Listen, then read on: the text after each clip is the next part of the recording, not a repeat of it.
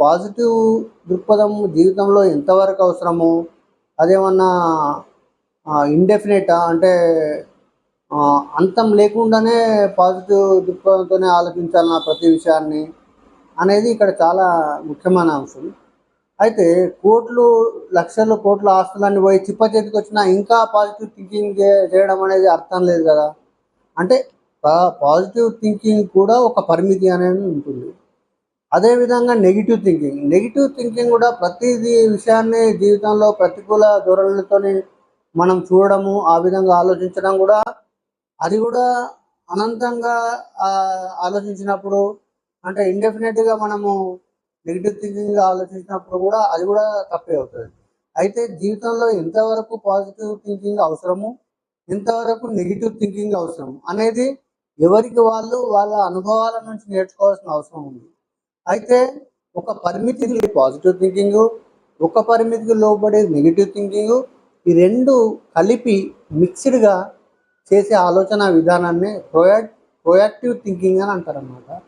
ఈ proactive thinking జీవితంలో అలవర్చుకున్నప్పుడు మనము ఈ రెండింటిని, పాజిటివ్ థింకింగ్ను, నెగిటివ్ థింకింగ్ను బ్యాలెన్స్ చేసి మన జీవితంలో అనంతమైన విజయాలను సాధించడానికి అవకాశం ఉంటుందని నేను భావిస్తున్నాను.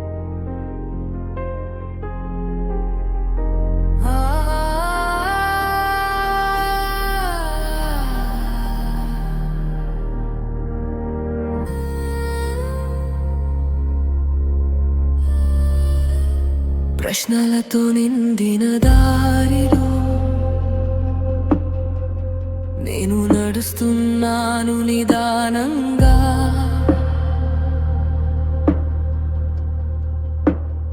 ఒక్కో ఆలోచన ఓ దీపమై చీకటిని చీల్చుతుంది నెమ్మదిగా. అన్ని సులభం కాదు నాకు, సందేహాలు తోడై వస్తుంటే, శక్తి ఉన్నంత వరకు నేను సద్భావంతో ముందుకు సాగుతుంటే, చిన్న చిన్న నిర్ణయాలు నరపటిని తీర్చిదిద్దే, మనసు చెప్తున్న మాటలు ఒక్కసారి నిలిచే శీల విధానం నా హృదయ ధ్యేయం, నిజం ఎదుట నిలబడే నా సాహస గేయం, మంచి చెడులను తూకం వేసే ప్రయాణం, ప్రతి అడుగులో నేర్చుకునే జీవన సాధన.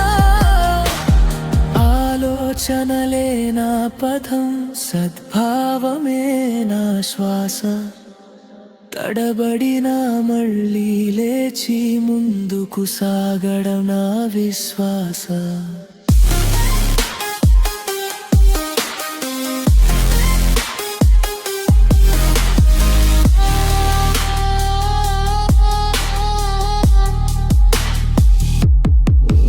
ఒకవైపు ఆశల కొండలు, మరోవైపు భయాల లోయలు, దాటిపోవాలి మధ్య దారిని బరువు చూసుకుంటూ అడుగులు.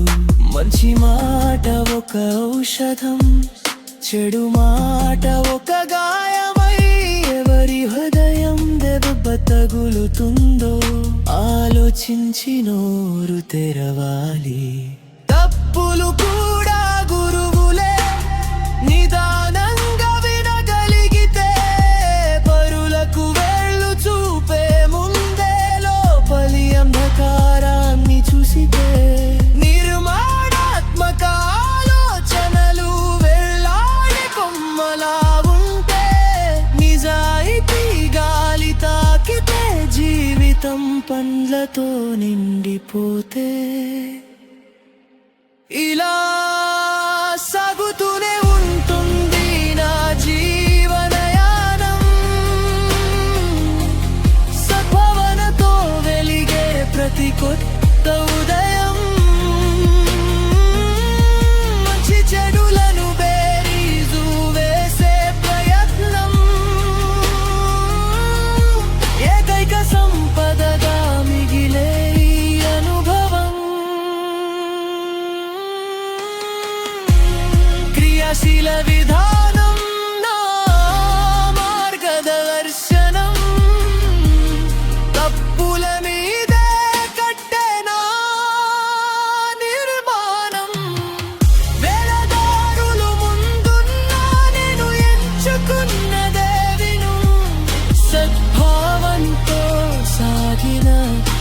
ప్రతి అడుగు మహాజీవన ప్రయాణం.